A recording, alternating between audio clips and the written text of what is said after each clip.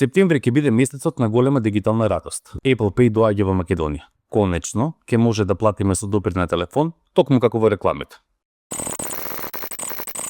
Но, да го тргнеме гламурот настрана и да го погледнеме суштинското прашање. Зошто секогаш македонците можеме да плаќаме кон светот, а никогаш да наплатиме од него? Ова не е само техничка ситница. Ова е пречка што ќе скрши кичмата на лијадници македонци кои работат за странство. Дизајнери, програмери, маркетинг експерти, дигитални номади. Луѓе што знаат да донесат свежи пари во економијата, но државата им вели: извини, правилата се вакви. Можеш да платиш за туѓето кафе, ама за својата работа снајди се. Фактите се сурови. PayPal и Stripe не ви дозволуваат да примат средства во Македонија. Повеќето глобални клиенти сакаат токму тие системи. За нив тоа е стандард. Алтернатива за обиколен пат преку странски фирми, провизија од 5 до 8%, чекање со денови и секако нерви. И така, наместо државата да ни биде партнер, таа станува бариера. Законот за платни услуги од 2023 требаше да донесе либерализација. Но донесе ли? Да, за трошење од нас кон светот. Но, кога ќе се обидеме да вратиме пари назад, патот е блокиран. Прашањето е едноставно.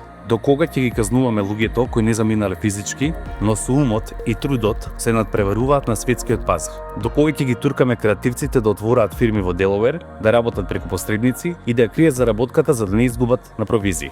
Секој што наплаќа тешко, порано или подоцна, ќе се замине. И тогаш нема ни Apple Pay да не спаси, затоа што нема кој да го користи. А вистинската модернизација е едноставна. Државата мора да отвори канали за влез на средствата како што отвори за излез. Дигиталната економија не може да биде еднонасочен булевар. Ако сакаме да бидеме дел од светот, мора да дозволиме парите да се движат во двата правци. А след додека тоа не се случи, сите бипови од Apple Pay ќе бидат само звучен потсетник дека модернизацијата кај нас е половична и дека талентот тие кој останал дома е третиран како емигрант. Време е државата да избере. Ќе гради мостови за дигиталните номади или ќе им поставува бариери се додека последниот не се замина.